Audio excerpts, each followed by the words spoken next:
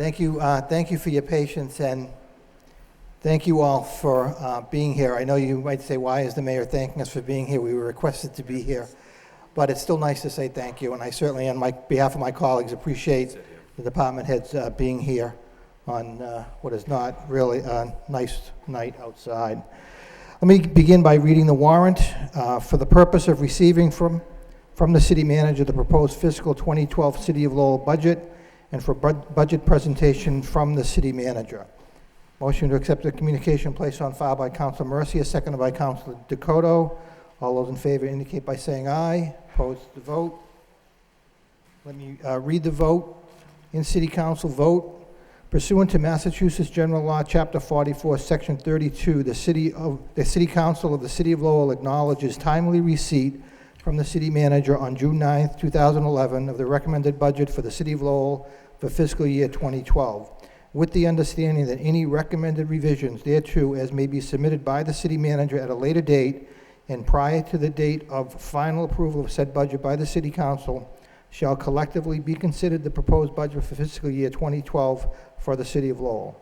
A public hearing on the budget as advertised in the Sun on June 3rd, 2011, to be held on Tuesday, June 14th, 2011 at 5 p.m., and then continued at the conclusion of the regularly scheduled City Council meeting in the City Council chambers and on such other dates and times as may be publicly announced by the City Council. Motion to read second reading by title in City Council vote pursuant to Mass General Law, Chapter 44, Section 32, the City of Lowell, City Council of the City of Lowell acknowledge the timely receipt of the city manager on June 9th of the recommended budget for the City of Lowell for fiscal year 2012. Motion to accept by Council Caulfield, second by Council Broderick. Roll call. Mr. Mayor, I have a question. Yes. Through you to the manager. I just want some clarification on the recommended revisions thereto as may be submitted by the city manager. So at a later date, you might make revisions to this budget?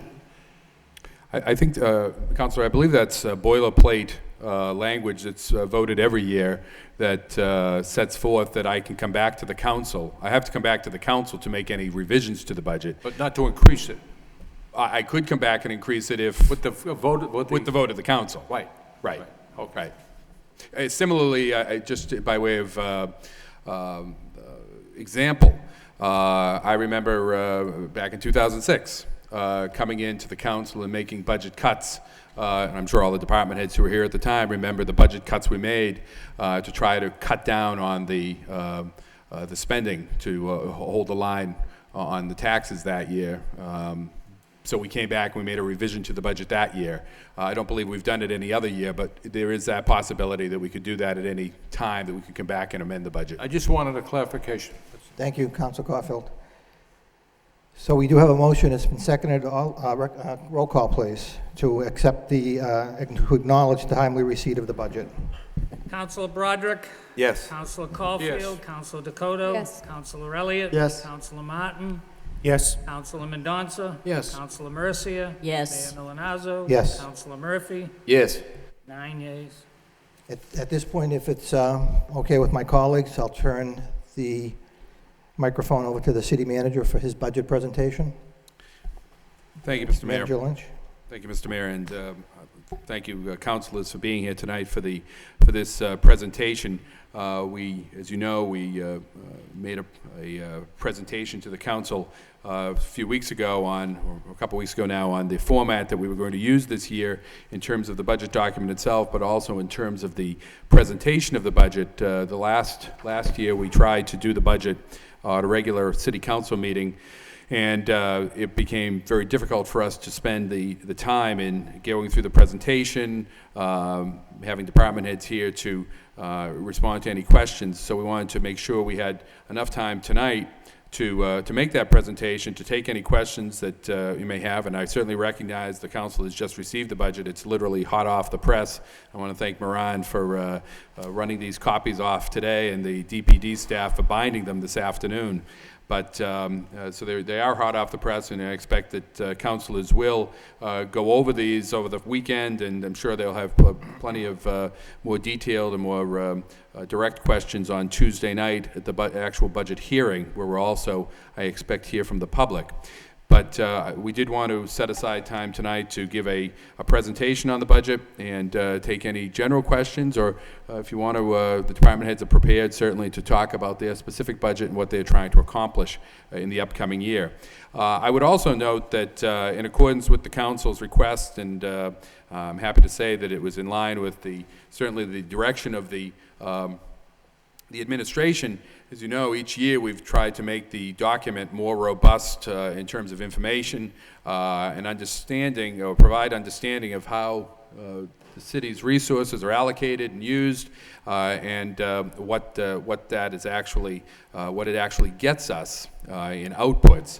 And so there's quite a bit of information here that I think the public will find very informative, and I trust that the City Council will find it equally as informative. So I would certainly want to thank the staff people that put the time into this, certainly all the department heads. They're the employees of the departments, Mr. Moses, Mr. Herbert, and there's a lot here that I think you'll find very useful. What I'll do now is just go through a presentation. As you probably expected, I have a brief PowerPoint presentation that we'll go through that I think is designed really to focus on the highlights of the budget from the standpoint of where we're going in fiscal year 2012, but also provide a little bit of understanding of what we've been able to accomplish over the last few years in terms of the trends that we see, or the trends that have sort of explain the difficulties or the challenges that we've had here in the city. So let me go through this, and I'll be happy to take questions and comments as we go along, or certainly at the end. The first, in terms of an overview, the total budget for fiscal year 12 is, not including the enterprises, is $273,583,000. That represents a 2.83% increase over the previous year. So it certainly is an increase. You'll see that most of these increases are in the areas that you would expect in our fixed cost areas. In our school department budget is a sizable increase this year, but it's certainly a very manageable 2.83% increase, and that's in line really with what the types of increases. Actually, it's probably certainly more than we've seen the last few years, but it certainly is something that is sustainable.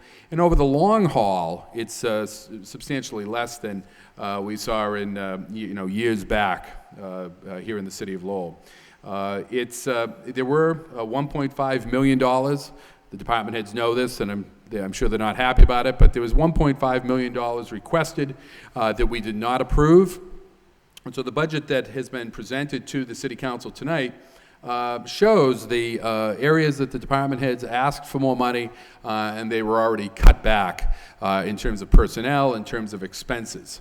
So that's, I don't think we can say that we've given all of the departments all of the money that they've sought, but at the same time, I think that the budget that's been presented is able to maintain service levels, and in some cases increase or improve service levels in line really with, I'd say largely in line with the feedback that we've received from the council over the last several months, the last fiscal year.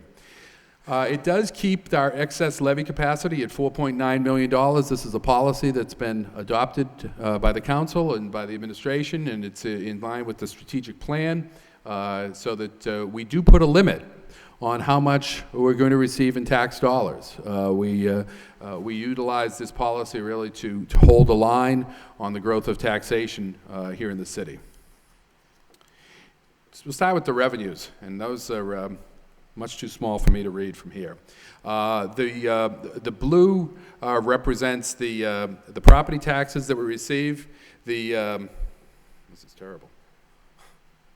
That represents about 38%, I believe that reads, of 36% of our total revenues.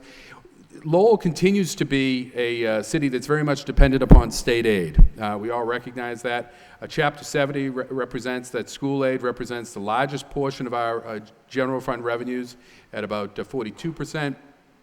The general aid at 7.75% is the unrestricted local aid we receive. The school building assistance, it stands at about 3.6%. So, you know, you see some minor growth there in the levy and some new growth coming on, but we really are dependent and continue to be dependent upon state aid. Now, I will say that like other communities, we are seeing a greater share that's been placed on the tax levy as a way to fund local government. But that's been as a result of the decrease in state aid. That's not as an increased reliance on our part to utilize, as the pie has gotten smaller, that has become a bigger piece of the pie.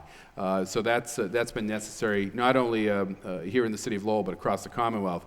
The partnership that's existed between state and local governments has become somewhat frayed, but it's become almost inevitable because of the reductions in the state budget that has trickled off to how they're handling local aid. State aid itself is, as I said, is significant. Some highlights on the state aid portion. There's been a $1.5 million decrease in our unrestricted local aid. This continues. The pattern that has occurred over the last several years, where we've seen our unrestricted general local aid cut back year after year after year. This year, the House did eliminate the Quinn bill completely. The Quinn bill, as you know, is the money that the state has provided us for police educational incentives. That was eliminated completely there, so we took it out of the budget. There is some possibility that the Senate may give us some additional money for the Quinn bill, but as you know, this is something that the state has been working away from for the past couple of years. Unfortunately, here in the city of Lowell, our contract language requires us to pay the Quinn bill whether the state pays or not. So we're now on the hook for the entire Quinn bill cost. So that is substantial for us. That's I think it's about $1.5 million that we used to receive that now is no longer being given to us by the state. We also saw this year in our state aid a reduction of $545,000 in charter school reimbursement. As you know, the Lowell Public Charter School lost 2 grades this year, and with that, those students moved to the Lowell Public Schools, and with that, it was a decrease in how much money we received from the state to offset some of the charter school costs. So we lost that reimbursement. We probably picked up some money in Chapter 70 as a result of that, but it does come off the. You have to kind of look at that in the bigger picture that you do lose money there. The big increase, of course, as everyone knows, is here, and we've talked about this, is in the Chapter 70 account. That's for public education. That was a $7.2 million increase this year. That, along with the $4.8 million that the school department held over from the stimulus bill last year, gives them certainly substantial resources this year over last year to provide public education. And we'll talk a little bit more about that when we get into the education, into the department budgets. This is an interesting chart, and I've shown this to the City Council before, and I've shown it a number of locations. The purple line, you know, it isn't necessarily so important to look at the actual dollar numbers, but you can see the purple line represents the amount of money that the state provides to us for education, public education. And you can see that over a period of time, from 1990, that was about $23 million. That has skyrocketed up to about a little under 100. I think it's $131 million that we now receive from the state for education. Conversely, unrestricted local aid, the aid that goes to pay for all of the other services that we provide, whether it be police, fire, public works, and so forth, that has actually dropped from about $29 million down to $11 million now. So over the span of 21 years, we have lost about $18 million of local aid that we used to receive. And that's real dollars. That's not adjusted for inflation. If you were to adjust it for inflation, obviously it would have the effect probably being of somewhere in the vicinity of $29 million back in 1990, and probably somewhere around $6 million today. The tax levy, and there's been certainly quite a bit of attention paid through the years on the tax levy, and I do want to speak to that. The tax levy this year increases $4 million over the previous year. As I said, we did hold the excess levy capacity at $4.9 million. This represents 1.6 million of that increase is new growth, and the other is the cap that we've placed on how much we can go up in taxes to that 2.5% that we've used since fiscal year 2008. And again, that was to provide some stability with our tax receipts and put a limit on how much those taxes could go up. An interesting number that we were asked about when we were out at one of the neighborhood groups about tax bills that had decreased. Last fiscal year, or I guess more appropriate is this fiscal year, 4,500 properties, which represents about 20% of the properties in the city, saw their tax bills decrease. That's we've certainly said that from time to time, that as much as some people go up, more than 2.5%, some people go down. Some people actually see their tax bills decrease from one year to the next. So that's 20% saw that occur. And that's really just the market conditions out there, what happens with values. The gap between Lowell's single-family tax bill and the Massachusetts average does continue to widen. As I said earlier, with regards to the increasing share that's paid for by property taxes in communities across the Commonwealth as local aid has been cut. You see more and more communities. Just yesterday or the day before, the town of Arlington, sizable community, they passed an override that, again, and that's on top of overrides in other years, it takes them well over the tax levy. We continue to stay 4.9 below, so that gap with the state average is just continuing to grow, as you'll see in this next chart. Back in 2000, the city of Lowell's tax bill for the average single-family home was roughly $681 below the state average. Today, we're $1,310 below the state average. So they continue to go up, we go up, but not as fast. And so you can see that gap continuing to widen. Certainly makes us a very affordable community, but the challenge I think we have to look at is other communities are investing in their government services, their infrastructure, and so on. We need to make sure that we utilize our tax dollars for maximum impact. But certainly we're intent upon staying well below and hopefully continuing to expand that gap between the state average and the city of Lowell. The tax levy itself, you can see that, and this goes back to 2000, this shows that once again in 2012, we're going to go up that 2.5%. We have that increased growth. That's going to take us up to about $1.4 million. The interesting thing on this is to see where the tax policy was implemented in fiscal year 2008. And you can see that the purple, which is the tax levy, goes up in a very stable fashion, 2008, 2009, 2010, 2011, and 2012. And then you have the new growth on top of that. Since we've put that policy in place with the first budget that I presented to you back in fiscal year 2008, total taxation in the city has gone up 22%. That includes the new growth, which is about half of it, and the increase in the levy, 22%. By way of contrast, the prior 4 years, so that you have some sense of the comparison of when the policy was put in and before the policy was put in, so you have the same time frame, those 4 years. The 4 years prior to that policy being put in, the tax increases in the city exceeded 30%. So, the notion that somehow, since we put that 2.5% in, has resulted in a growth and an explosion of tax increases is far from fact. The fact is that before we put the tax policy in, the growth in taxes was substantially larger. Local receipts. This is a good chunk of our budget. Certainly, this is but not as big as, nowhere near as big as state aid and property taxes. It actually is decreasing this year, so this is an additional challenge for us. In addition to the $1.5 million cut in local aid, we're also seeing a decrease in our local receipts based on our projections. We do see an increase in motor vehicle excise tax. We do see and that's a sign typically of the economy. Is as more people are buying new cars, you're starting to see that number creep upward. The meals tax revenue, we're increasing by $127,000. That's because it will have the full 12 months of receipts this year, whereas before we were working off of 10 months worth of receipts. So we can count on that. However, we are projecting a reduction of $150,000 in building permits.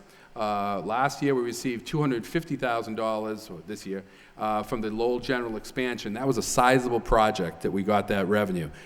We don't have a project like that guaranteed in the pipeline for next year right now. There's a couple that might come in, but right now, we don't have anything near that in development. So we feel that we have to be conservative and reduce that building permit number. Likewise, there's been cutbacks, as you all know, with federal government and the Medicaid program. So we're looking at, right now we're anticipating a reduction of $110,000 in the Medicaid reimbursement that we receive for the special education costs in the Lowell Public Schools. And this gives you just a graphic of, you can see over 2007 to 2012. It did spike up in 2009.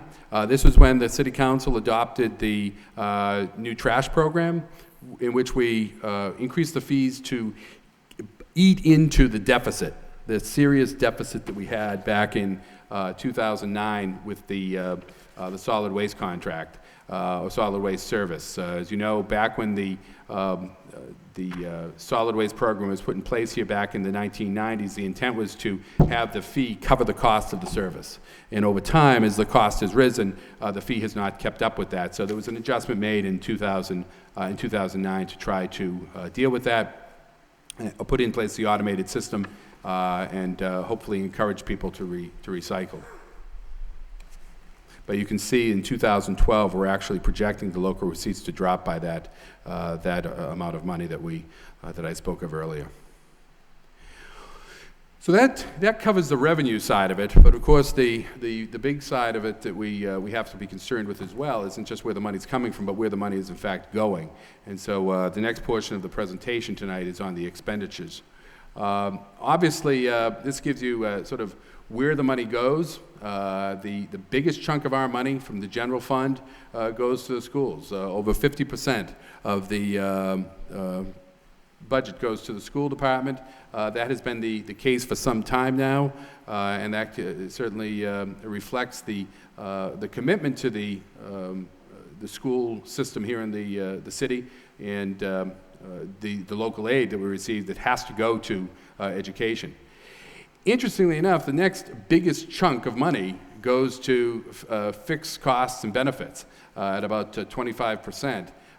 That's a quarter of the budget goes to those items that are very difficult to control, and employee benefits being the largest one of those.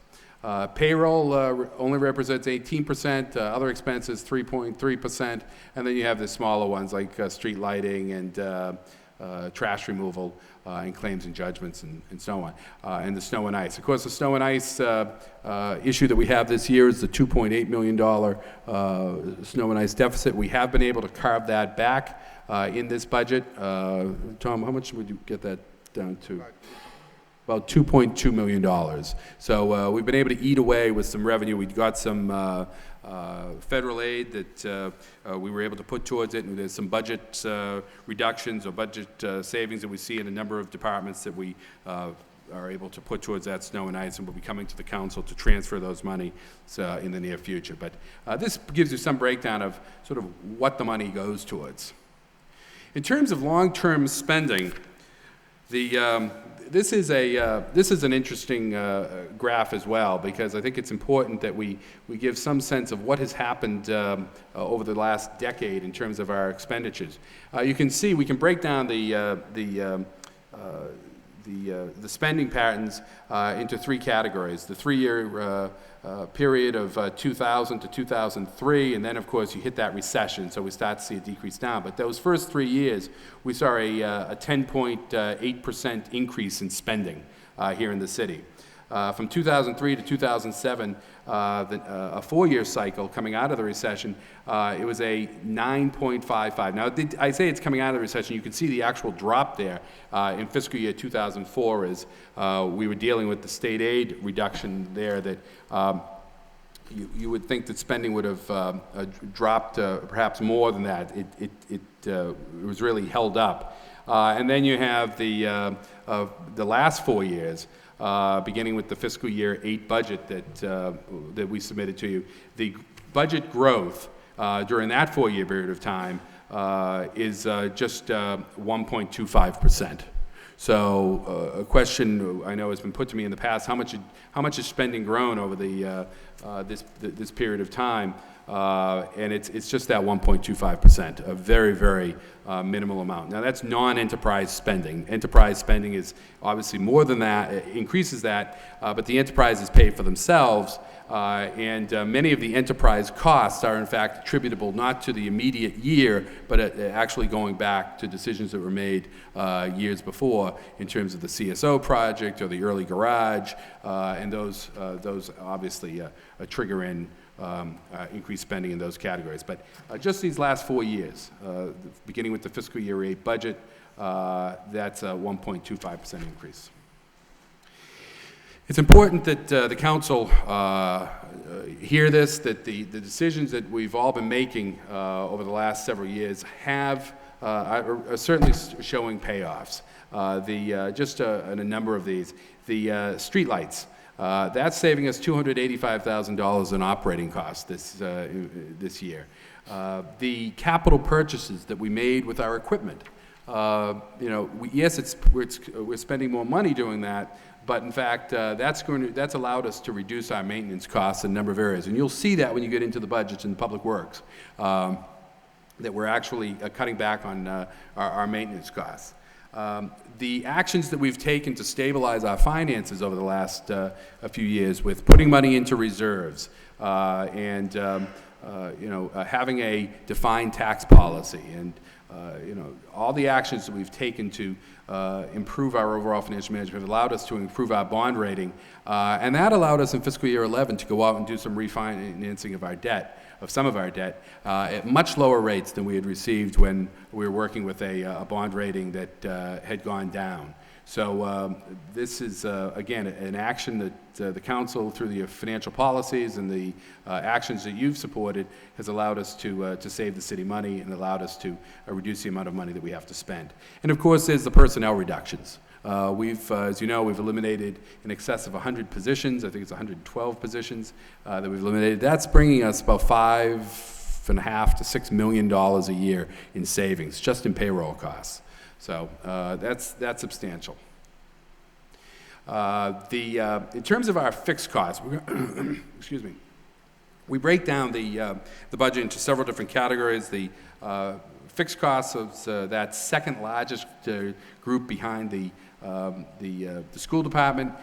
Debt service costs this year are reduced by $1.6 million, an 8.32% reduction. I know the Council of Mercy has asked me from time to time, what's going on with our debt? And we've indicated that it's going down. And you'll see in a moment that it has gone down. It's going down that 8.32%, and it's going to continue to go down, giving us an opportunity to accept the savings or giving us the opportunity to layer in some additional debt to really eat away at the capital needs of the city, particularly with regards to our, I think, with our roads and our sidewalks that are in desperate need of attention. Another fixed cost is our health insurance. This has been a real problem for us, as you know. This has continued to go up dramatically. This year, it's only going up 1.29% from last year. That's $333,000. It would have been $1.3 million without the agreement to eliminate Master Medical. So, and that's a net number, because as you know, part of the agreement that we have with the employees, and they work very closely with us on this, is that there be some type of a sharing of some of those benefits. So we've saved $1 million there that allows us to just go up that 1.29%. Pension costs increased by a little over 7%. That's about $1 million, and that fully funds the system. This is a number that's given to us by our retirement board, but certified by PERAC, the Public Employee Retirement Agency for the state. And that's what we're looking at for our pension costs. I think it's important to note, as I always try to do, that these pension costs are the city's share of the largely of the unfunded liability. There is some set aside for current employees, but mostly this is the unfunded liability for the employees that have since retired that are 5% contribution levels, as opposed to the nowadays it's 11%. That employees are paying into the system, certainly far in excess of what the private employees are paying into the Social Security. So, so that's what we're working at there. That whole system will be, our unfunded liability will be paid off by 2034. Again, a chart that just gives you some sense of where this money goes. You can see the yellow at the bottom is the health insurance. We saw in fiscal year 2009 to 2010 a big jump from $19 million to $23 million.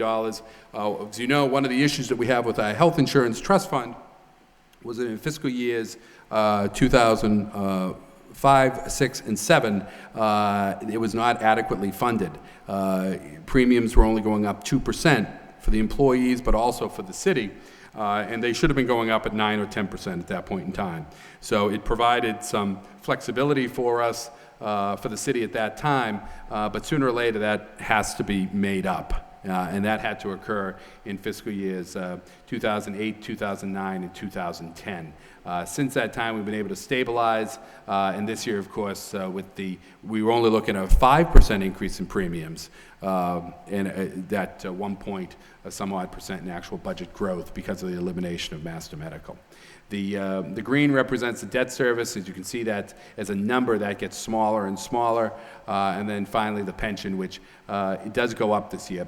So we're looking at roughly $60 million in fixed costs, and that's that's up a little bit from certainly where we were a couple years back, but it seems to be stabilizing some, and hopefully we'll be able to stabilize that more with the health insurance, with the new language or the new laws that are coming out of Beacon Hill that give us more plan design opportunities.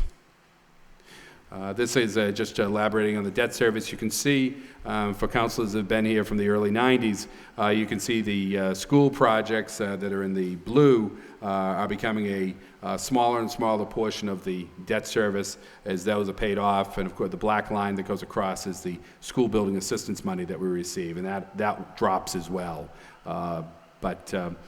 And then all of the other debt is layered on there. The yellow you can see there is the Amoresco project. That, of course, will grow over time, but it will be offset by savings. And you'll see some of that already in the actual departmental budgets, that we're already seeing the benefit of the Amoresco project in a couple of areas. And as we do more and more work, you're going to see that even more. In terms of departmental expenditures, what we used before was what we spend the money on. This is more who we spend the money on.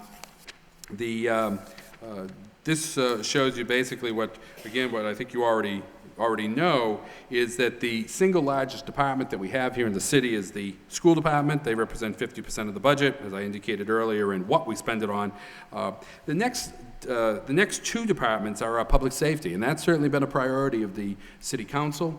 It's certainly a priority of the administration to put money towards the police and fire, followed by public works and parks at 5%. The other departments, all of the other departments of the city, represent just 5% of the budget. That includes the treasurer's office, assessor's office, planning and development, the library, the council on aging, recreation, health. All of those only represent 5% of the total budget. So, in terms of the priorities, we really do put it towards the top priorities that we have. Not that the others aren't priorities, but clearly public safety is paramount to us It certainly has been indicated to me by the City Council, and you'll see that when we get into the more specifics of each individual budget. Employee benefits, 16.6%. And again, this is an area that has grown dramatically over time because of the health insurance costs increasing and that unfunded liability that has to be picked up, and then followed by debt service and other. If I could go through the general fund departments as a total from 2007 to this 5-year cycle that we have, from 2007 to 2012, there's actually been a decrease of 5.85%. Now, this does not include schools, but overall, all the other departments of the city, you can see that spending has dropped from $69.6 million in the 07 budget that was presented to you 5 years ago in June of 2006, so that's a 5.85% decrease. From fiscal year 11 to fiscal year 12, that's gone up by about 2.5%. And once we get into this, you'll see that's about a $2 million increase, and you'll see some of the areas that in fact is going. Payroll, though, as I said, is not one of those. It's going up a little bit this year because of the $500 per employee. But it's substantially below where it was in fiscal year 09. In fiscal year 09, it was just at about $53 million. After eliminating those 112 positions this year, we're just at $50 million. This is, I think, an important graphic to show you the savings that we've realized by eliminating positions here in the city. General government. Now, general government is those categories that cover all of our administrative functions, the assessors, the treasurers, the auditor's office, the mayor's office, the manager's office, the planning and development, all of those areas that are essential to the administration of government here in the city. That has seen a substantial decrease since over this past 5 years, a 12.7% decrease, and a very small, just over a 0.5% increase in 2011. And that increase, as you can see, is just about $50,000. That is attributable really almost entirely to that $500 per person increase as a result of the health department savings and what's been negotiated with the unions that did result in the savings of the $1 million. The highlights, though, that I want to focus upon, we are saving $154,000 on phones due to the Amoresco project. They're buying us a new phone system because the payback on this is so fast that we'll be saving that money right away in the new fiscal year. We have set aside $7,500 for professional development that to assist our current employees to advance within the organization. This is in line, as you know, with a motion that was made and responded to by the administration that we would set aside money in the upcoming budget. I believe Councilor Dakota and Councilor Elliott filed this motion asking us to look at ways that we could give current employees more opportunities to expand here in the city government, and this is the money that we set aside for that. We have also, I think it's notable that we did have the Lowell initiative that we implemented just last year, really kicked in fiscal year 2011, and there have been a number of operational changes in DPW and developmental services in particular that have produced savings for us, and we plan to expand that to public safety in 2012, and again focus on some ways to save money and increase accountability. Just some things very quickly that have been achieved with the Lowell staff program. The cemetery outsourcing that you'll see when we get to Public Works, that's an $800,000 savings over the life of the contract. Identified a method for collecting unpaid tickets and a process for implementing that's bringing in $54,000 in past due fines. We now have some teeth to go after the banks for vacant and foreclosed properties that has come in large part out of the Lowell staff program. We've put liens on a number of properties that hopefully will bring in another $200,000 over the long run in that same area. We've put in place a injury review system, a safety program for our workers' compensation to cut down on that. We're already starting to see some benefits from that. As a result of that, we did receive some grant money to do that safety training, about $20,000. We've worked with Tom Belgard and Ralph Snow on some overtime issues in the parks that are going to reduce our overtime costs. That should be producing about $25,000 in recurring savings. Overall, we've reduced sick time by about 1 day per employee. That brings in about $184,000 for the city. In addition, we've put in place systems to utilize our health inspectors to enforce the trash ordinance that came out of our Lowell stat discussions. And of course, Mr. Herbert has been instrumental in putting this budget together and also working the goals and objectives that I know the council was very pleased with when we implemented or put that forth back in January and February. So I think it's an initiative that is similar to other communities that have used this, has paid off in terms of the investment of money that we've made. Developmental services, as you know, was reorganized really in late, mid-2000, fiscal year 2011.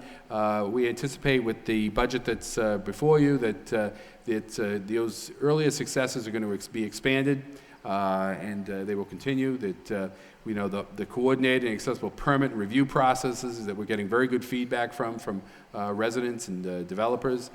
Better code enforcement, and we're seeing that. The response we're getting from the neighborhood organizations has been very positive with the work that Development Services is doing. And we're much more accurate now in our cost recovery through our fees and the fines that we collect. I know that Councilor Mercier has raised this in the past, that we have ordinances on the books for a purpose, and we have to utilize those to achieve the public goals that we set forth. And there's fines that go with that, and those should go towards paying for the enforcement. We did lose in general government $130,000 in planning and development grant funding. The challenge that we have, so that's off the budget, but the challenge we have is to maintain a consistent level of services with minimal impact. And we have put in place the investigator or hearing officer in the law department. That will be funded through the revolving fund that the council set up. And so that's not a drain on the budget, but it's within this general fund, general government category. And again, it's in line with what I was just saying about better enforcement by utilization of penalties for people who take it upon themselves to violate the ordinances of the city. Public safety is where we've put more and more resources in recognition of the need to keep our fire stations and fire companies open and operating, as well as keeping a police presence out on the street. From 2007, that 5-year period, to 2012, it's a 2.21% increase. So this is an area that has grown within the budget. As much as we show you other sections of the budget where departments have been cut, in public safety we actually show an increase there of that 2.2%. And in fiscal year 12, we put even more of resources towards it with a 4.3% increase for over 2011. Now, some of that is the police settlement that we put in place, but there's also been some shifting of some money, as you'll see, from other departments over to public safety. And there is the overtime money that we have set aside for fire and police to keep the fire companies open. You recall the Bridge Street fire, which there were issues raised regarding the companies that were closed that night. We're trying to implement systems to minimize that so that we never have more than 2 companies closed. And then, of course, we know the money that we've set aside for the police department for overtime to do the type of smart policing that is far more effective than, or I should say, is very effective. Excuse me, Mr. Manager, Councilor Mendonça has a question. Yes.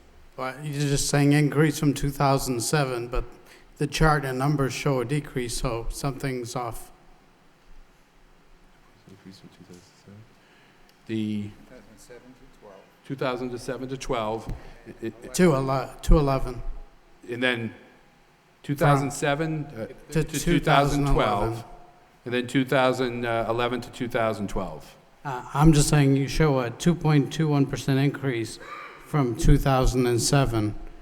I'm assuming you mean, was that to 2011 or? 2012. Oh, okay. That would explain it. All right. I see a decrease in it, but Right, it's 2012, it's going up a little bit. Right, we wanted to show how much it dropped, and then it came up from last year. All right, thank you. Thank you. The highlights in the public safety category, and again, we have the police and fire department here to speak to some of this. We have, as I said, added funding for overtime in both police and fire. As much as we'd like to bring more bodies on, from a cost-effective standpoint, we can achieve more actually through the overtime. There are no additional benefit costs. In the case of both police and fire, it allows us to staff up based upon particular needs. When there's a decrease in personnel in the fire department, so we can keep those companies open. And likewise in police, when we know that there's particular incidents in neighborhoods or in the downtown area that we need to have more police on the street. Or if they have an investigation that needs to be focused upon, they can be targeted into particular needs. We've also transferred $200,000 in animal control costs from the DPW into the police department. This includes the 2 animal control officers, but we've also added funding for temporary salaries for, and that's the category it goes under, but it's for part-time animal control officer on the weekends. So our goal here is to staff up in animal control to address the issues that have been brought to the council and the administration. We're trying to respond to that. And I do think that, with the little bit of flexibility we have in the budget this year, that's an area that is long overdue in terms of attention. So we wanted to put that out there. And then, of course, the kennel and disposal costs are there as well. Public Works is probably the department that's seen the biggest hit to their budget. From fiscal year 2007 to 2012, there's been an 18.5% decrease. And that's a sizable decrease, particularly in the area of personnel. We've eliminated a number of positions. I think it's about 25% of the positions in Public Works have been eliminated. So that's where a big chunk of that money goes. From 2011 to 2012, there's been a 2.5% decrease. So it's a budget that's actually going down, or a functional area of city government that's going down from 2011 to 2012. But there's a method, or there's a reason for that, and it isn't a cutback in services. Actually, we think it's a reduction in cost, but an increase in services. The solid waste inspector position was eliminated without layoff.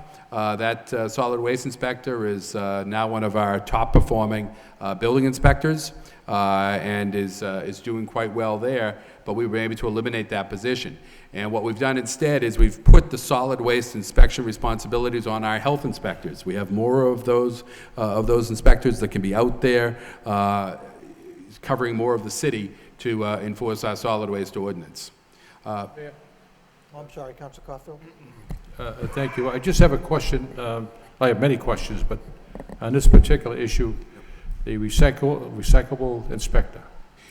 The solid waste inspector. Right. Right. We have reduced our tonnage from 40,000 tons to 30,000 tons because people are recycling.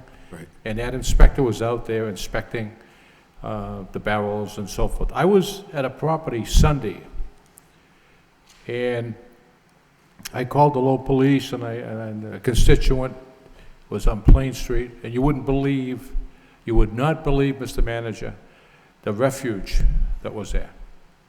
And through the efforts of Gunther Wallenstein and the police, I went through the bags and I located the name. Right. And they found who that person was. We saved $1.5 million in our recycling costs. And now we don't have an inspector dedicated to that issue. Are we going to hire an additional inspectors? We have the inspectors in the health department that are going to all do that now. We're going to put more feet on the street. Are you going to hire more inspectors? There's not any more inspectors being hired in the health department. We're going to keep the same. And those are going to cover a larger, So cover we the lost city. one inspector, even though we saved $1.5 million through the efforts of the recycling program. Well, I think the recycling program success is in large part due to the work of, one, it's the ordinance, it's the new system we have. It's also the work of education that Gunther has participated in, and it's also the solid waste inspection process that is still going to be in place. The solid waste inspector that we have is now working in inspectional services. So he's still there, he's still available to be utilized, but in addition to that, we have more inspectors that are actually going to be out there doing the job. You know, when I voted for this plan, along with my colleagues, that's what we wanted, was an inspector out there 8 hours a day, 5 days a week, ticketing people who weren't following the ordinance.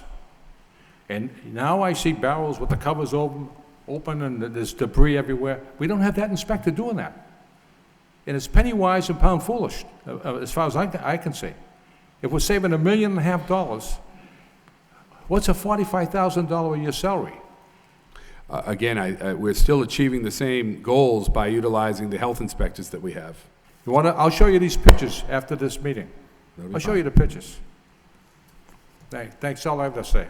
Thank you. Mr. Manager? If I could go on, in Public Works, we've also transferred animal control out of streets, which we've already spoken to. We are funding 2 new positions in parks, a stadium manager and a mechanic, in response to the proposal by the Parks Commissioner. In large part, the stadium managers to cut in some of our overtime costs out there and improve the overall operations of a collie, and the mechanic to deal with obviously the maintenance of the equipment that we have here in the city. Also in Public Works, as I've already spoken of, we reduced our expenses in all of our maintenance lines with the new capital expenditures that we've made in equipment. So that's a savings that we have. We've added $50,000 to our snow and ice budget. We continue to try to ratchet that up from year to year. And we have a long way to go before we eliminate the deficit that we have, but I know this is something that Councilor Murphy has spoken of in the past, that we need to get that number up, and I couldn't agree more. We do need to get that number up, and so this we do increase that this year. And then streetlight costs we've reduced again by $285,000 through the purchase of the streetlights. So that's a sizable savings for us in Public Works as well. In the cemetery, as I said, and we have a whole slide on this, in the cemetery we're saving about $300,000 this year. Over the course of the contract, we're actually going to save about $800,000 once you add in benefit and pension costs, capital that can be redeployed. For instance, Councilor Burris, you may remember this, we talked about a backhoe. When we were buying a backhoe, instead of buying one, we were able to transfer one out of the cemetery and put it into the other public works functions. So we're able to see some redeployment of our capital there. We actually believe that with this new system, we'll improve the maintenance of our cemeteries by doubling the amount of cuttings, trimmings, leaf, and brush pickup than we currently have with our current staffing that we have out there. We're not laying anyone off. All of the employees are being transferred to positions that are already budgeted but had become unfilled. So this is allowing us now to put more employees towards those park responsibilities and the street responsibilities. Although we are keeping one employee there as a cemetery manager, responsible for the selling of the lots, as well as overseeing the contract and other special projects that we have at the cemetery. In Health and Human Services, another functional category that we have, again, we've seen a decrease from 2007 to 2012 of about 4.25%, and a sizable increase from 2011 to 2012 of 9%. So it is a substantial sum of money, but I think it's money that the council will find that they can support. The first one is in veterans.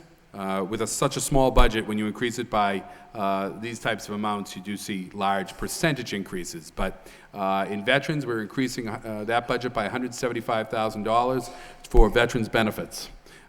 This is in response to the increasing demands that we have on our veterans benefits program.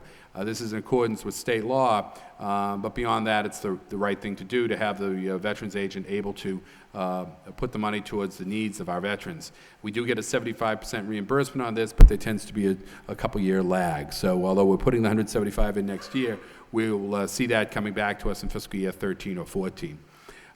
In health department, we are adding a program manager to comply with the regional tobacco grant. That is funded by, as it's indicated, by a grant, so that doesn't actually hit our bottom line costs, but it does certainly improve our ability to deal with tobacco control. We've also received a grant to study regionalization of certain public health. It's notable that I just wanted to bring that out, that we are looking, and I know that Councilor Broderick has raised this question in the past of what are we doing in terms of looking at regionalization efforts. And so we're certainly looking at that in a number of categories, a number of areas, but health is one. In recreation, we are retaining, as I promised we would at the last meeting, the pools. And again, this is an area that Councilor Mercier, Councilor Murphy had a question on, and our overall recreation program is certainly one that Councilor Martin has spearheaded in the past. We think it's important that the pool operations stay in place in the upcoming year. So we had to put that $90,000 in that last year we received from the Career Center and Eastern Bank. So that money is no longer available to us, but we wanted to maintain those pools. In the library, we've added a custodian. This has been an issue that, again, was brought to the attention of the administration and the council with the discussions we've had with the library trustees and the task force that we put together to deal with library issues, that the overall maintenance of the library has to improve. It's a building that a substantial amount of money was put in by the city and the state, and it needs to have someone there that can maintain that more effectively. So we have added a custodian there, and I think that that's, again, money well spent. In the schools, and this is again, it's an important part of our budget, the increase from 2007 to 2012 is 4.2%, and a 4.5% increase just from 2011 to 2012. And that is that includes obviously the regional vocational school, Greater Lowell Regional Vocational School, but also includes our Lowell Public Schools, where this is largely that Chapter 70 money, that the $7.2 million. This does not include that $4.8 million that is stimulus money that will be carried over. And this will keep us in line with the net school spending.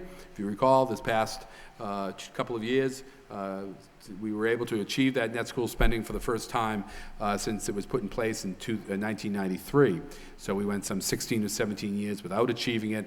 But even in these tough economic times, we were able to finally hit that number. That completes the general fund departmental budgets, and I'll just look at the enterprises with you. I think to start out with, though, I would say that the enterprise is an area that I know that there's been concerns raised last year and prior years regarding their viability. And I can come before you tonight to say that those enterprises, all of our enterprises, are in very good financial shape today and for the foreseeable future. Now, I will say that I think down the road, we're going to need to look at fee increases, not so much because of a crisis mode, but to minimize, and I know that I believe Councilman Donser has raised this before, that we need to keep these stable. We don't want to have these spikes in what we do with our fees. So I'm not proposing anything for fiscal year 12, and frankly, I don't think I'll be proposing anything for fiscal year 13 right now. But I think that long term, we should look at that and look at a way to make those more sustainable for the long run. In the wastewater category, we have seen an increase in septic hauling fees and a continued use of reserves. However, we're using less reserves this budget than we used last budget. Largely, I think you'll see because of the septic hauling, because the septic hauling has about, I believe, doubled in what we've brought in for revenue there. And again, referencing Councilman Donza, I believe I read a piece that was written about making our enterprises more enterprising. And you will see, in fact, that is exactly what's happened here with our septic hauling fees. But where the money goes, or the revenue comes from for the wastewater, 54% of it comes from rates, revenue from the city of Lowell, 16% comes from the towns, 9.3 now comes from septage. We are working off the reserves. We all know that we're doing that. The reserves were put there for that reason, so they could start to be used down to some point. So that's almost 20%. In terms of the septage and leachate, in 2001, the city brought in just about $480,000 of revenue from taking in outside septage into the system. Because of technical changes that we've made through investment in the plant and efforts that we've made to get more haulers bringing in here, you can see a spike in fiscal year 2010 into 2011 that we're now bringing in about $1.9 million. So this effort is allowing them to help pay for their own operation by bringing in this type of revenue. And we see more opportunities for that moving forward. But again, it's been a function largely of, or in a good part, by the investments that we've made out at the plant. In terms of where the money actually goes, the biggest chunk of money for our wastewater operation is in expenses. This is the chemicals, this is the utilities, the materials that we need to do the job. Payroll is only 15% of our total operation out there at wastewater. Debt service is a very large chunk and will continue to be a large chunk as we're now investing in the CSO project and investing in the plant. As you know, that plant is 30 some odd years old now, and the investments were not made through the years. City Council has approved the bond authorizations, the loan orders to allow us to finally make the necessary improvements there to deal with issues like the odors. And that work is ongoing. I can't promise you'll never smell it again, but as we cut over, that will be eliminated. And then obviously the other improvements to make sure that it stays a functioning plant, and in fact we might be able to increase its capacity, which gives us more development potential and more revenue potential from the other communities. Excuse me, Mr. Manager, Council Mercia. Thank you, Mr. Mayor. Through you to the city manager. Mr. Manager, I thought that at some point we had talked about increasing the amount of area where trucks could come in to dispose of the waste. Have we done that, or we still have? Mr. Young, would you like to speak to that? I know we talked about it. I don't know if we did it. Councilor, we have, and the work is still ongoing. That's why the septage revenues have increased dramatically. We will bring in $2 million this fiscal year in revenues, where the most we've ever brought in was around $800,000. And it's ongoing. We're actually looking and marketing ourselves as a facility for these types of waste so that we can bring in even more revenues. Well, what did we have, a facility that allowed one truck at a time to dispose of their waste? And correct. We were increasing it to how many places? How many? 3. 3. And what do we have right now? We just still have one, or what do we have? Right now we have the 3 areas. 3. But we're still not 100% complete in the upgrade, so we're All still right. trying to optimize That's that. fine. Thank you. Thank you. Council Martin. Thank you, Mr. Mayor. This, the debt service here, I think, is largely due to the upgrades that are required at the plant. We've had constant complaints about odor, and the work that's ongoing is supposed to address that, or a good part of that I understand.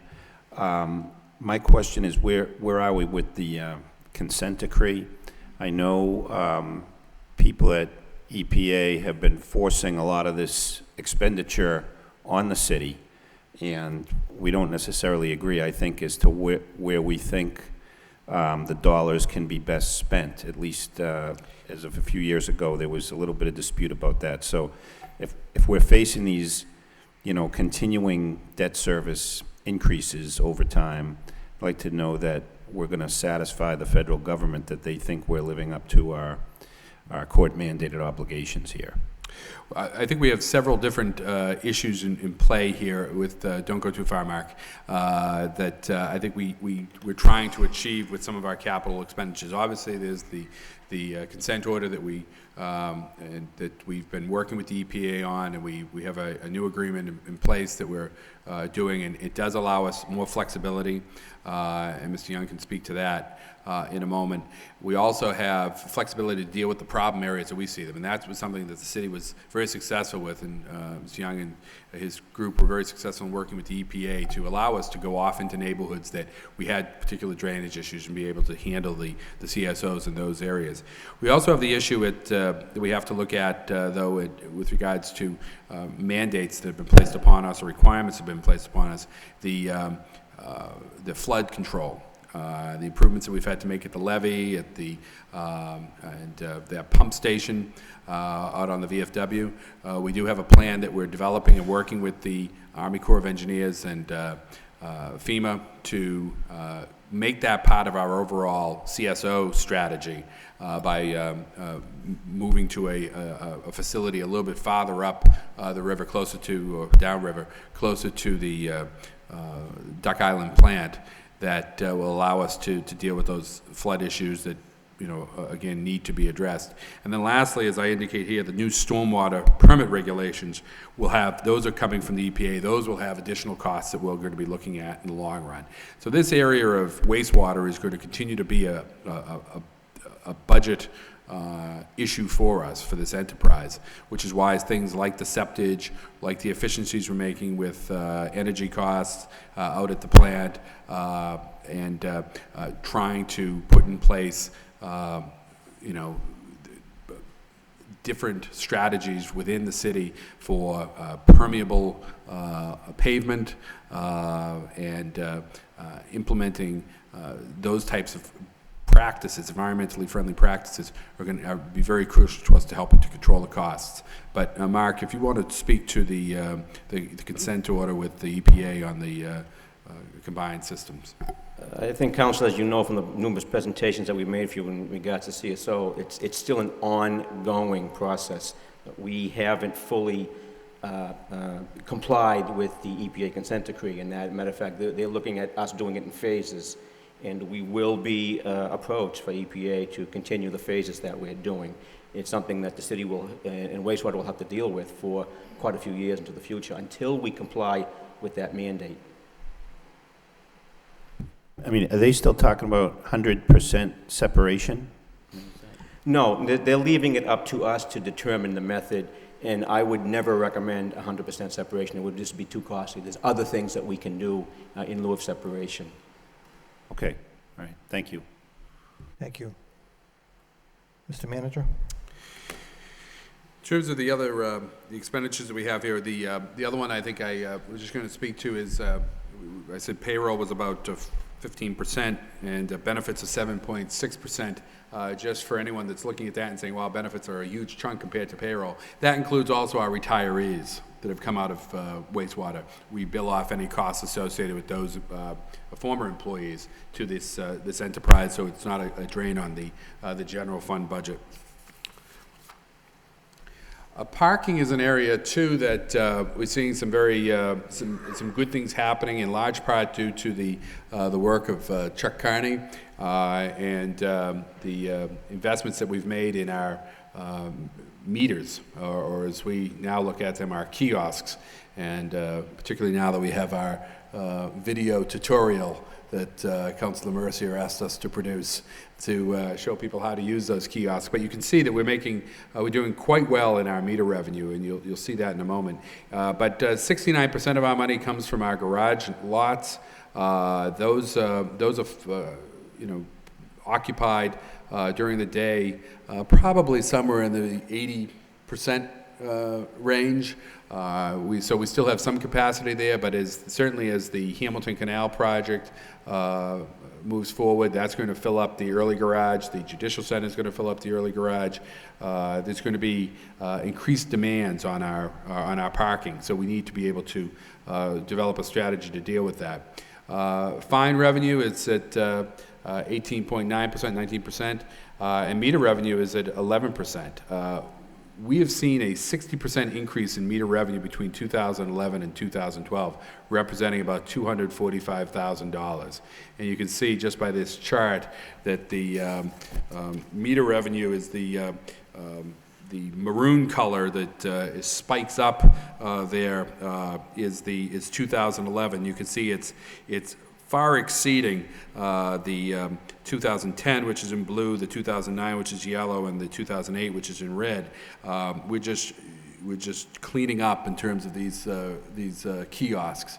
We're doing much better in our collections, and I think there's a number of possible reasons for that. But the important thing is that we're getting that additional revenue that pays for these kiosks very quickly. So we're looking to roll these out more and more throughout the city, and we're also looking to increase our on-street parking in a number of areas in accordance with the spec plan that was presented last year. There are a number of streets in the city that could take more on-street parking, and we think that there's some revenue to be gained by that, but also an economic benefit of the on-street parking to the downtown overall. Water is a little simpler, certainly in terms of its revenue. We don't have things like septage or anything of the like.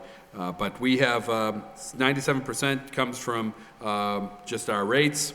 We have about 2.8% from miscellaneous revenues that we receive. We're going to run a surplus in fiscal year 12 in our water department, in that water enterprise. Again, water, parking, and wastewater are all going to be running, doing well for the next 2 or so years. Like wastewater, the biggest cost that we have is in the expenses, the chemicals, the equipment, the materials that we need, followed by debt service, because we have invested in our water system as well, which has been important to us with the water tanks, the new lines that we're putting in, the replacements that we're doing as we go out into the community. And so that has driven up some of those costs for us. And again, investment in the plant itself, particularly in the area of some energy improvements. Payroll represents 21%, and benefits, again, is a high number compared to payroll, but again, it covers all of the employees, former employees, in addition to the current employees. Looking ahead, we see positive this year that we have before us. Fiscal year 12 is a good, stable budget, I think. We don't, there's no major cuts, there's no major increases, and as the economy continues to heal, we think that the city's finances overall are going to continue to improve. Again, we're in better condition than we were 5 years ago in terms of our reserves, in terms of our bond rating. We think it's a much more sustainable financial condition that we have. We have not been drawing off of one-time monies to pay for operations. We've been limiting ourselves to only those recurring revenue sources. For next year, we do anticipate that the state will provide to the city more possibilities for plan design so that we can further cut into those health insurance costs. So we're looking to that for fiscal year 13. We do see more properties coming on the tax rolls. that as developments continue to occur in the city. This year, we are including in the fiscal year 12 budget the Appleton Mill, which is a sizable tax payment for us, and we see more revenues coming in as other properties in the city are developed. I've shown you one example of the savings for the Amoresco project with the telephone project. That should, I didn't have much more to say anyway. That is going to provide us with some savings, and we continue to see some operational efficiencies in the future, similar to what we're doing with the cemetery this year, that I think set us up well for the future. The only other chart I had that I was going to show was, again, I think we're in good shape with our overall finances. We have improved our reserves. We have improved our cash position. As you recall, 5 years ago, the city had negative $2.2 million in free cash. We now, last year, had $1.8 million.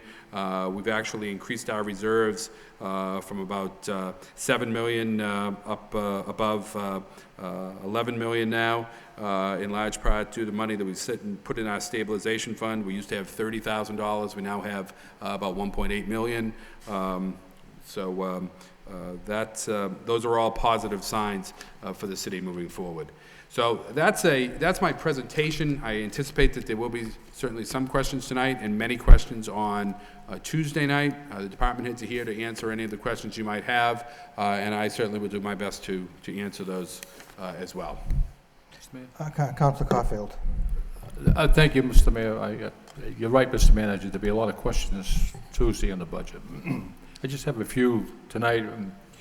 Going through the budget as best I could tonight, I went through 2 departments. And the salary and wages per minute, one department has gone up almost $11,000, and another department's gone up almost $13,000. And I'll have to cross-reference this budget with last year's budget. There's nothing in this budget indicating what the employee made last year. So I'll get that answer. But are there pay increases in this budget? There are pay increases in this manner. There are the $500 per employee. Right. There are also by contract collective bargaining agreements. There are step increases for some groups. Well, I think almost every group has some language. Some go faster than others, but those are in the collective bargaining agreements, and those are the only increases. Okay. And one other issue that you're hiring 2 more park employees for the stadium. One for the stadium and then a mechanic. You're hiring 1 for the stadium, so there'll be 2 people out there? That's correct. And I know the employee at the stadium for years has been criticized. The guy lives out there probably 70 hours a week. And the amount of time he's out there, the city is gaining revenue because he's there, because the stadium is being rented by professional soccer, Pop Warner football, etc. Right. So by hiring another person, health insurance and a salary. So I don't know where you're saving any money there. And on the data analysis, on the $255,000 that we're going to save on, or garner on liens on homes, right. Those liens are already on the homes. Actually, they weren't. Well, when anyone sells those homes, they would have to pay that fine. They do now. They always had to. But the liens weren't on the homes. Those were uncovered as we I went beg to through. differ. Okay, all right. And as far as the budget goes, 85% of the budget is salaries anyways, with fixed costs, health insurance, and so forth. And you indicated that 4,502 property owners' taxes decreased. There's 25,000 residential homes in the city, so that means 21,000 properties increased. That's all I have to say. Council Broderick. Thank you, Mr. Mayor. Through you to the manager, we missed the last slide regarding reserves. I was a little bit confused. I don't know. You mentioned something about 7 million, maybe. Right. What funds are they? Where do we have money? Well, we have when we use our reserves here, we include our excess levy capacity. But back in 2007, we had no free cash. In fact, we had negative $2.2 million in free cash, which was certainly a sizable amount.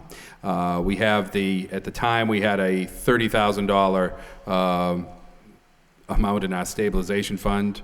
We have the $4.2 million in our Chapter 17 account that the Oversight Board required of the city back in 1992 or thereabouts. And then, as I said, we have the excess levy capacity. What we've done over the last 5 years is the stabilization fund, the Chapter 17 account is still the same. The excess levy capacity is still the same, that $4.9 million. We have improved our free cash to this past year. It was $1.3 million. We have increased our stabilization fund now to about $1.8 million. The reserves are very important for a variety of purposes, for a variety of reasons. It shows financial stability, and it's the type of money you want to have on hand to help you through the tougher times. And okay, it's on page 22 of the book too. There can be, you can utilize the reserves at various times for different purposes. Again, it should be, if it's going to be utilized in any way, it should be done in a planned fashion. We did have about $18 million in free cash back in 2002, and that was drawn down dramatically over time, and it paid for ongoing costs. I would recommend against that. I did have experience over in the town of Chelmsford where we built up reserves. We should have reserves here in the city of about 5%. We actually built the reserves there up to about 10% and started drawing them down to pay for debt service associated with capital costs, capital investments. And the plan was to actually, there was a very elaborate plan that went with that we drew that down. And it made sense, and it was, as I said, it was done in a planned way, but even that has some challenges. For instance, in that particular case, we drew down and the economy turned, and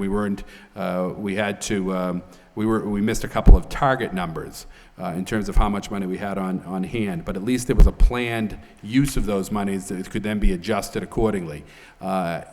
So reserves can play a very important role in how you get through those tough times or how you deal with one-time costs that the city may be dealing with in the future. So I think the City Council's endorsement of the policy to try to get ourselves up to 5%, which in our case would have our reserves at about $15 million, is a direction we should continue to head. Okay, and what do we have right now? Right now, including the excess levy capacity, and I prefer that we really didn't include that. But right now we have about 11 million, I think it is. Thank you. Thank you. Council Mercia? Thank you, Mr. Mayor. Through you to the city manager. Mr. Manager, I'm curious as to what was your strategy with this budget? For example, did you look at the previous year's budget and call on your department heads and say, this is what you spent last year, this is what we appropriated last year, I want you to cut a certain amount, or how did you do this? I want to know, how did you get to this point with each department? Was there some strategy that you used that I'd be curious to know? Sure. I think there's a couple of different strategies that go into it. First, if it's revenue driven, we only have so much money, and you have to sort of peg that. And we identified that and said, okay, this is how much we've got, as opposed to going to the departments and saying, how much do you want, and then finding revenue to support that. We said, this is how much we have. Now give us a level service budget, and we look to them as well to provide us with some, if they saw some, needs that they felt were out there that would go above level service that would improve the overall city, and they would bring those to us. So for instance, in that category, the police and fire came to us with requests for increased overtime. And now that's certainly not level service, but it does meet the objectives that we have for the city, and it's in line with the strategic plan that we've set forth and the goals and objectives that we have. So it's basically, if I had to summarize, I'd say revenue driven and focus on level services. So actually looking at this budget, taking it home and trying to slash it some more could in essence hurt the departments, would you think? Or? I would think yes. Certainly by all means, you can, the council members certainly should go home and look at this and see if there's something that we missed. But departments came to us, they asked for $1.5 million more than we actually gave them. We've already carved them back that much. I think anything beyond that will have an impact on. Okay. Having said that, I don't know where we begin on Tuesday at 5 o'clock. What departments are we going to go over? But whatever departments those should be, I think the department heads should be here at that time. They've already been instructed. And I appreciate they're here right now, but I can't ask them too many questions because I really don't know. No, all the department heads are here tonight for any general questions you have, but also, and to support, the budget that's been presented here, but if they're all going to be here again on Tuesday night as well. Okay, thank you, Mr. Manager. Councilman Donta, then Councilor Broderick. Yes, in looking over the revenue numbers, I know you highlighted some areas. You highlighted the decrease in local aid and the increase in Chapter 70. But there's also a decrease in the assessments, which is what the state takes away from us. Correct. So in essence, it leaves us with another $1 million available to us as revenue. You didn't mention that. I'm sure you're taking it into consideration somewhere. That's actually also related to the charter schools, almost all of that change. The state reimburses us a small amount for charter schools, and then they assess us well in excess of that. So there's a net cost to the city for charter schools. That net cost has decreased, as you noted, and the reason for that was the loss of the couple of grades over to the public schools. I know they decreased the reimbursement by $500,000, but separate from that, we have $1 million in assessments that they actually reduced the reimbursement. Exactly. So reduced the revenue. They also reduced even more the expense. But in the assessment, that was reduced by $1 million net. I mean, that's on a separate side of the ledger from the charter school reimbursement, which is money we get, but was reduced. They reduced the revenues by, I believe, $500,000. They reduced the expenses by $1 million, and so there's actually a net savings to the general fund. Yes. The other thing I wanted to get more clarification on, not necessarily for this evening, but for Tuesday, was there's a shift in the amount of local money we provide to the schools because it's going down considerably, but I know that at least a huge part of that is a change in how we pay for the utilities. And if that could be broken down so that we could see what it costs in FY11 and FY12 and what's shifting from the school department budget to the local city budget. Actually, the two lines in the city budget, they're in the manager's budget and they're highlighted, they're separate. You'll be able to see it. It's $2.4 million for, I believe, electricity and $2.2 million for heating. We've worked for an entire year with the school department in this transition. They're aware of it.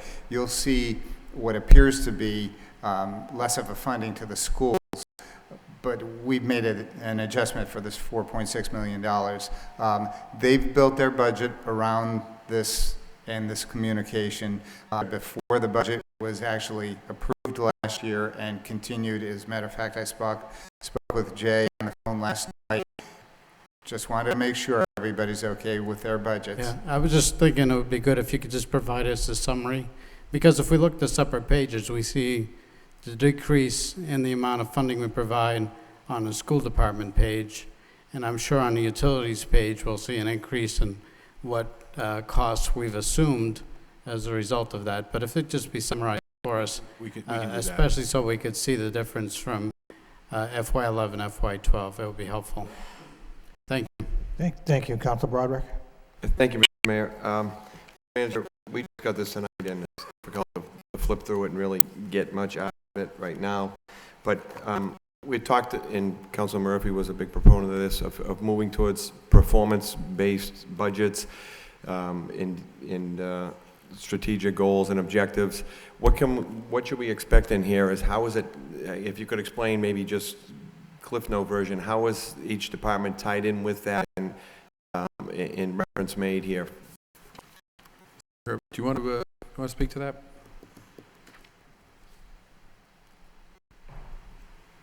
Yeah, what each department has been asked to do as they're going through this budget process is to develop a set of workload/performance indicators that we could use to determine output.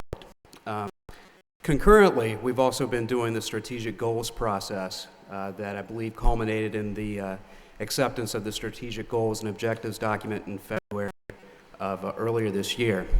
What you will start to see is those workload outputs and performance indicators start to tie in more with those strategic goals as planned.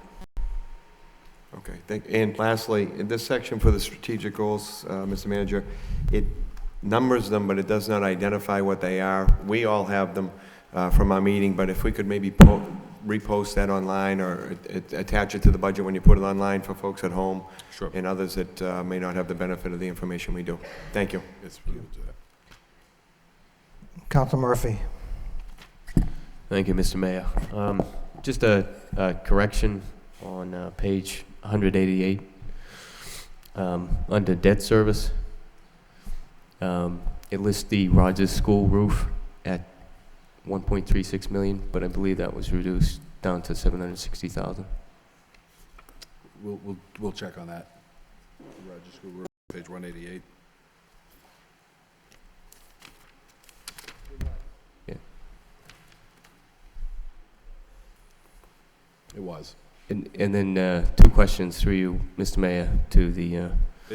Just for Sure. clarification, that doesn't affect the debt service cost, but it does get broken into how that debt is broken out. So yes. Yeah. Through you, Mr. Mayor, to the auditor, if we could get some numbers on how the payment in lieu of taxes are tracking for this year, as well as the building permits. Thank you. Council Martin. I would have picked that up, but I'm only up to page 185. Thank you, Council Martin. Council Caulfield. Thank you, Mr. Mayor. Mr. Manager, correct me if I'm wrong, the proposed budget for 2012 fiscal year, $319,566,274. That We don't. Right. I believe that's that includes the enterprises, the assessments, the general fund appropriations. I'd have to. that's an increase of $10,040,000 over last year. A large part of that is over 7 million of that is the Chapter 70 money, state aid for the schools. Thank God we have that, don't we? That Chapter 70 money.